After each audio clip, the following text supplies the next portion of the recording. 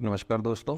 जो आज हम प्रोविज़न पढ़ने वाले हैं वो इनकम टैक्स एक्ट का वो section 194 A, interest other than interest on securities. इस सेक्शन को पढ़ने से पहले कुछ वर्ड्स हैं जो मैंने इधर हाईलाइट करे हुए हैं, जैसे कि पर्सन, इंडिविजुअल, HUF और रेजिडेंट। पहले हम इन वर्ड्स को समझ लेते हैं कि इसका क्या मतलब है इनकम टैक्स एक्ट में। पहले जो हमारे पास वर्ड है वो है पर्सन। पर्सन के अंदर क्या क्या आते हैं? इंडिविजुअल आते हैं, HUF आता है, कंपनी आती है, फर्म आती है, AOPs BOIs आते हैं, लोकल अथॉरिटीज़ आती है और आर्टिफिशियल बेनिफिशियल पर्सन जो होते हैं वो आते हैं। नेक्स्ट जो हमारे पास वर्ड है वो है इंडिविजुअल। इंडिविजुअल कौन कौन हो सकता है? जैसे आप, मैं, कोई भी लिविंग थिंग, उसे हम इंडिविजुअल कहेंगे। नेक्स्ट जो हमारा वर्ड है Hindu undivided family. Hindu undivided family, इसमें क्या होता है कि एक पर्सन अपनी पूरी फैमिली के साथ अगर कोई बिज़नेस करना चाहता है या कोई भी एक एक्टिविटी करना चाहता है, बिज़नेस एक्टिविटी, तो उस केस में वो लीगली अगर उस चीज़ को करना चाहता है तो वो एक हिंदू अनडिवाइडेड फैमिली क्रिएट कर सकता है, उसके थ्रू वो बिज़नेस कर सकता है। नेक्स्ट आता है कंपनी। कंपनी दो तरीके की हो सकती है, डोमेस्टिक, फॉरेन। डोमेस्टिक कंपनी जैसे रिलायंस हो गई, TCS हो गई। फॉरेन कंपनी जैसे आपकी एप्पल हो गई, फेसबुक हो गई, ये फॉरेन कंपनी है। ये इनकी अपनी एक लीगल आइडेंटिटी होती है, किसी एक्ट के अंदर ये रजिस्टर्ड होंगी, कुछ भी होगा तो उन्हें हम कंपनी कहते हैं। नेक्स्ट आता है फर्म। फर्म होती है हमारी पार्टनरशिप फर्म। पार्टनरशिप फर्म में के अंदर दो इंडिविजुअल्स, दो या दो से ज़्यादा इंडिविजुअल्स आते हैं, लीगली उसको एक पार्टनरशिप के अंदर से फॉर्म करते हैं, तो उसे हम पार्टनरशिप फर्म कहते हैं। नेक्स्ट हमारे पास है association of persons, body of individuals. Body of individuals, association of person, दोनों के अंदर जो ऑब्जेक्टिव रहता है, जो भी लोग ये मिलके आके काम करते हैं, इसके अंदर जो भी ऑब्जेक्टिव रहता है वो एक पर्टिकुलर ऑब्जेक्टिव के लिए काम करते हैं। नेक्स्ट हमारे पास आता है लोकल अथॉरिटी। लोकल अथॉरिटी कोई भी हो सकती है, जैसे MCD है जो टैक्स कलेक्टिंग अथॉरिटी है किसी भी एरिया के लिए, तो वो लोकल अथॉरिटी होती है। आर्टिफिशियल डिजिटल पर्सन, ये हो सकते हैं जैसे कोई टेम्पल है जो ट्रस्ट के अंदर नहीं आता। वैसे टेम्पल आप बॉडी ऑफ इंडिविजुअल्स या AOPs के अंदर आ जाते हैं, बट अगर कोई ऐसा टेम्पल है जो किसी ट्रस्ट के अंदर, किसी और चीज़ के अंदर नहीं आ रहा है, तो उसे आर्टिफिशियल डिजिटल पर्सन कहते हैं। नेक्स्ट जो हमारे पास है वो है रेजिडेंस इन इंडिया। हम कोई भी अगर रेजिडेंट है, क्योंकि इधर बात करी गई है रेजिडेंट की, तो कोई भी अगर रेजिडेंट है, वो रेजिडेंट कब रेजिडेंट कहलाता है, उसके लिए दो कंडीशंस है। पहली ये है कि वो जो पर्सन है वो 182 डेज़, जिस साल की हम बात कर रहे हैं उस साल में वो 182 डेज़ 365 डेज़ के अंदर रहा हो पिछले फाइनेंशियल ईयर में।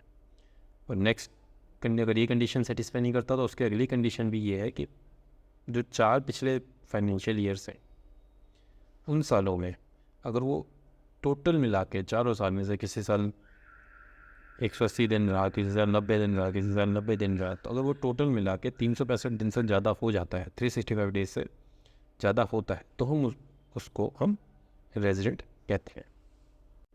चलिए अब हम आगे इसको पढ़ते हैं। तो interest other than interest on securities. तो इंटरेस्ट ऑन सिक्योरिटीज़ को हम बाद में समझेंगे, पहले हम इंटरेस्ट समझ लेते कि किस तरीके के इंटरेस्ट की बात कर रहा है। तो इसमें अगर कोई भी एक पर्सन है, इंडिविजुअल और HF को छोड़ दिया जाए, और वो किसको पैसा दे रहा है? वो किसी रेजिडेंट को पैसा दे रहा है। क्या? और जो पैसा है वो क्यों दे रहा है? क्योंकि वो इंटरेस्ट के तौर पे उसको वो पैसा दे रहा है,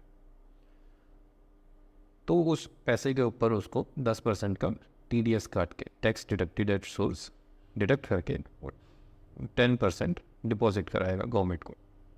अब यहाँ पे एक प्रोवाइजो सेक्शन के अंदर ऐड करा हुआ है, जो सेक्शन जो हमने ऊपर पढ़ा था कि इंडिविजुअल और HUF को इस सेक्शन से बाहर रख दिया गया था, अब उसे यहाँ पे इंक्लूड करा गया हमको। और ये क्या कहता है कि जहाँ पे सेल्स, टर्नओवर, रिसिप्ट, कुछ भी बिजनेस और प्रोफेशन के केस में, अगर बिजनेस का केस है तो 1 करोड़ की लिमिट है, और अगर प्रोफेशन का केस है तो 50 lakhs की लिमिट है। अगर ये है इंडिविजुअल HUF की टर्नओवर अगर इतने से ज़्यादा होती है तो इनके ऊपर जो अपना ये सेक्शन है, सेक्शन 194, ये एप्लीकेबल हो जाएगा। अब जो हमें इसमें ईयर देखना है वो ईयर है immediately preceding the financial year. मतलब अगर हम 23-24 में अभी बैठे हैं तो हम जो सेल देखेंगे, टर्नओवर देखेंगे इन बिजनेसेस की, वो हम 22-23 की देखेंगे कि 22-23 में उनकी कितनी सेल थी। अब आगे ये सेक्शन कहाँ कहाँ और अप्लाई नहीं होगा, तो ये सेक्शन अप्लाई नहीं होगा बैंकिंग कंपनी में। अगर कोई बैंक है जैसे PNB, SBI, ये अगर अपने डिपॉजिटर्स को 40,000 रुपीज़ इंटरेस्ट देते हैं और वो 40,000 रुपीज़ तक देते हैं तो वो अमाउंट के ऊपर ये TDS नहीं काटेगा। कोऑपरेटिव सोसाइटीज़ जो बैंक का बिज़नेस करती है, बैंकिंग बिज़नेस करती है, उनके लिए भी सेम है, 40,000 की कंडीशन है कि आप 40,000 तक TDS नहीं काटेंगे। सेम है पोस्ट ऑफिस भी 40,000 तक नहीं काटेगा। अगर ये 40,000 से ऊपर होते हैं, लेट्स सपोज 45,000 होते हैं, तो उस केस में 10% पूरे होल अमाउंट यानी 45,000 पे 10% डिडक्ट करके जमा कराएंगे।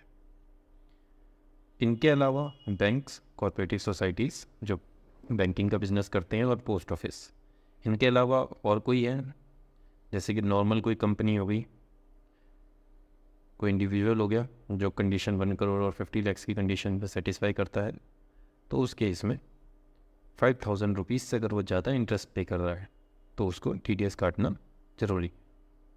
आगे एक और प्रोवाइजो है इस सेक्शन के अंदर, जो हमने ऊपर बैंक्स की बात करी उसके भी एक प्रोवाइजो है यहाँ पे, जो कहते हैं कि अगर ये हम सीनियर सिटीजन्स को दे रहे हैं, किस केस में, बैंक, कोऑपरेटिव सोसाइटीज़ और पोस्ट ऑफिस, तो हमको जो हम वो 40,000 की लिमिट थी उसको हम सब्स्टिट्यूट कर देंगे 50,000 के लिमिट से।